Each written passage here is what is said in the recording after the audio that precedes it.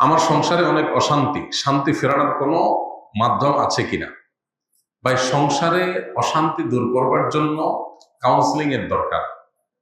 স্বামী স্ত্রীর মধ্যে বা বউ শাশুড়ির মধ্যে কার সাথে কার অশান্তি হচ্ছে, এই বিষয়গুলো নিজেদের মধ্যে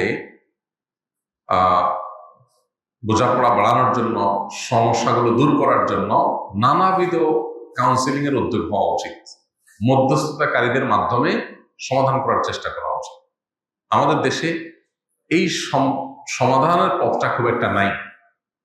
আমরা নিজেদের মধ্যে ঝামেলা তৈরি হলে, সেটা তৃতীয় পক্ষ কারোর শরণাপন্ন হলে ঝামেলা বরং আরো বাড়ে। মূলত এই বিষয়ে যারা এক্সপার্ট আছেন, যারা মনোমালিন্য, দ্বন্দ্ব, কলহ এগুলো দূর করার জন্য অভিজ্ঞ, তাদের শরণাপন্ন হয়ে কাউন্সিলিং দরকার।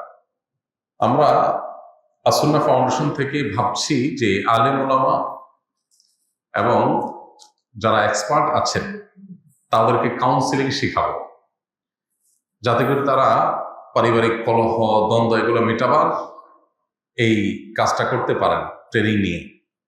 তো পারিবারিক দ্বন্দ্ব মেটাবার জন্য এই ধরনের কাউন্সিলিং এর শরণাপন্ন হতে পারেন। আমাদের ফাউন্ডেশনের অফিস টাইমে গেলে ওলামা ইকরাম আছেন, তারা কাউন্সিলিং এর কাজটা করেন। কারো প্রয়োজন হয় সেই সার্ভিস নিতে পারেন।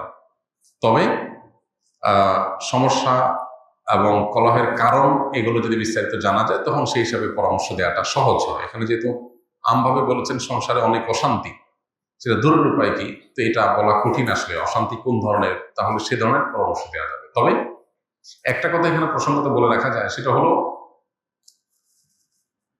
সেহের বা ব্ল্যাক ম্যাজিকের কারণে, জিনের উপদ্রবের কারণে ঘরে ঘরে এখন স্বামী স্ত্রীর মধ্যে দাম্পত্য কলহ বেড়েছে প্রচুর পরিমাণ। অনেক অশান্তি আছে, দাম্পত্য অশান্তি এবং দাম্পত্য কলহ, যেটার পেছনে মূল কারণ হলো সেহের। স্বামী স্ত্রী দুজনেই ভালো, কোনো অসুবিধা নেই, সামান্য বিষয় নিয়ে তাদের মধ্যে তুলকালাম হয়ে যায়, প্রচন্ড রকমের যুদ্ধ শুরু হয়ে যায়, ঝামেলা শুরু হয়ে যায়। তো এই যে সমস্যাগুলো, এই সমস্যাগুলো তৈরির পেছনে অনেক বড় ভূমিকা থাকে সেহেরের, ব্ল্যাক ম্যাজিকের।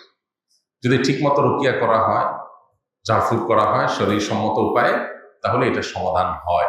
এই জন্য এই ধরনের সমস্যা, এরকম কোন স্পিরিচুয়াল সমস্যা আছে কিনা সেটা বের করা দরকার। এটার জন্য কোনো রাখি দিয়ে রুকিয়া করা যেতে পারে পাশাপাশি।